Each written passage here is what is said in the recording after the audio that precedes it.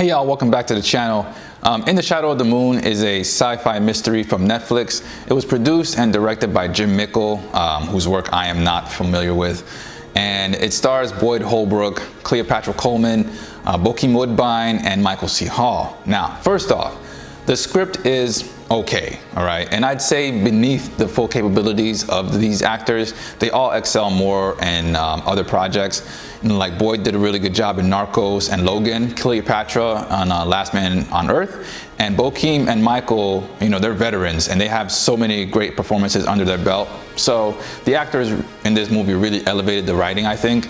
Secondly, the cinematography looked like an action movie from the 1990s. Like it made me remember certain scenes from like Heat and Ninja Turtles 2, Speed, and Die Hard with a Vengeance, complete with the little flashlight lens flares, things that were so popular at the time. And the time travel dependent plot also reminded me of something else from the 1990s, but I'll get to that a little bit later. The movie started out by spoiling its time travel roots, showing the aftermath of an explosion in a city in 2024, and then going back to 1988. When I saw that opening sequence, I refreshed my memory about the movie and read the synopsis again, and it basically said obsessive detective tracks serial killer who appears every 9 years, and I was like, wait a minute, didn't The Outer Limits do something like that? I was like, okay, fine, we'll see how this one unfolds.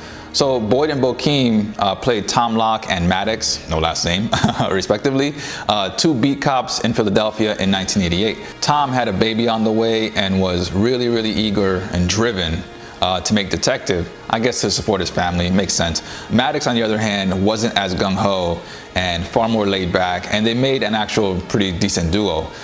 The first 15 to 20 minutes set up the basic plot and the characters involved without too much exposition, and things really moved, along quite well. Things were moving along so well that I didn't even mind the newscaster TV clips that served to highlight what year events were taking place in. I didn't even care. But then halfway in, the story slowed down, and I found myself asking, like, why is this guy so obsessed with this case?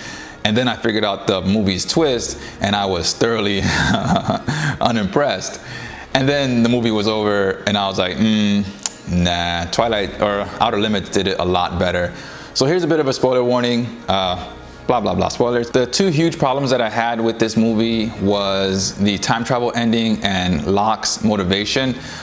First off, time travel stories are difficult to write, especially those that deal with undoing some past event. Movies that I think ended their time travel plots well are Back to the Future 2, Days of Future Past, and 12 Monkeys. Now, Back to the Future resulted in an alternate timeline or reality that Marty was aware of, and the audience as well. Days of Future Past erased the future timeline that the audience saw vanish. 12 Monkeys let the audience decide if the future had been avoided by zooming in on a young boy's optimistic eyes looking to the sky. This movie ends with a rewinding shot of the opening scene and narration from a person who should no longer exist as that version if the future was indeed changed. On top of that, during the voiceover, Locke is pictured as being in the same shape he was while he was chasing his time-traveling suspect. So I was to assume that with or without this person in his life, he still turned out the same way? Like, he lost his job, became estranged from his daughter, and was living out of his car. So that all happened anyway. It didn't make any sense because, like, his obsession with catching that person was the reason why he lost his job, etc., etc. So his appearance at the end suggested that nothing had actually changed, but the voiceover in the reverse footage suggested that the future did change. And just thinking on it further, I just ended up in a time loop, which kind of makes the entire movie a bit of a pointless waste of time. And that twist, reveal, whatever, I swear was lifted straight out of Doctor Who. And if you know the dynamic between the Doctor and River Song, how their whole timey-wimey thing works, then you'll totally see the twist way before it presents itself. But getting back to the other issue I had was his obsession. Why was he so hell-bent on catching this perpetrator? It bugged me for almost the entire second half of the film. The killer didn't murder his wife or his child, so it wasn't a revenge thing. And Locke wasn't already a detective when he first encountered this person, so it wasn't like he had this cold case from years ago that just bugged him. It was nothing like that. So I just couldn't understand his motivation for being so caught up with catching the criminal. I mean, there was like this one part where the killer was talking to Locke and said some unsettling things, you know, so maybe that might have been it. But I really can't see that extreme curiosity on Locke's part is the only reason that drove him so far. Like, I think that'd be kind of stupid. So to summarize, In the Shadow of the Moon, it's an okay cop story. I can't say drama because there isn't much drama about it. It's nothing too dramatic. In my view, the actors were great, the best part of the movie. And they worked with what they had to work with. They did a really good job with it. But the time travel elements made the story like needlessly complicated and ultimately illogical. And plus, I really couldn't understand Locke's motivation for wanting to catch this person so badly. Like, I just couldn't get it. So I couldn't sympathize with him. So I really ultimately didn't care about him at all.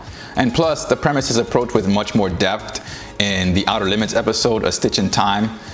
So I'd give, you know, In the Shadow of the Moon 4 lunar cycles out of 10. You know, it's better than background noise with the added benefit that it won't travel from the future to destroy your existence. So good thing it's on Netflix, right? That's gonna do it for this review. Let me know what you thought of In the Shadow of the Moon. Like and subscribe if you'd like to like and subscribe to things, and I'll see you in the next video. Ciao. If you kill me now, the world as you know it will end.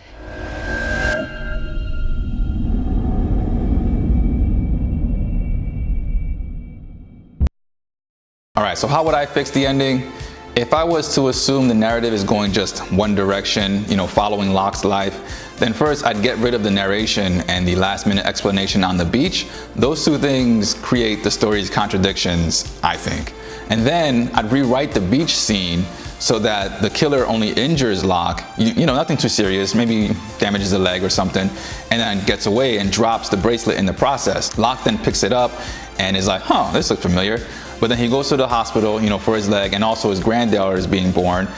And so the daughter sees it and is like, oh yeah, I recognize that bracelet, and I was gonna give it to, you know, just pass it down along to my newborn baby. And so Locke could then be surprised and be like, oh yeah, then he puts the pieces together and is like, oh, I can't believe it. And then he goes to that Dr. Naveen Rao guy and he learns the future or whatever, right? And then you show the reverse footage and you be like, oh, okay, so that's what changed things, all right? Also, that shoehorned like political message that connected all of the initial victims was kind of ridiculous, I think, but it wouldn't have to be cut with this change that I'm talking about here with the ending. It could still be there in all its ridiculousness. And definitely not a subtle message at all. I guess it could have been done a lot better, you know, but, you know, whatever. That's it. Bye.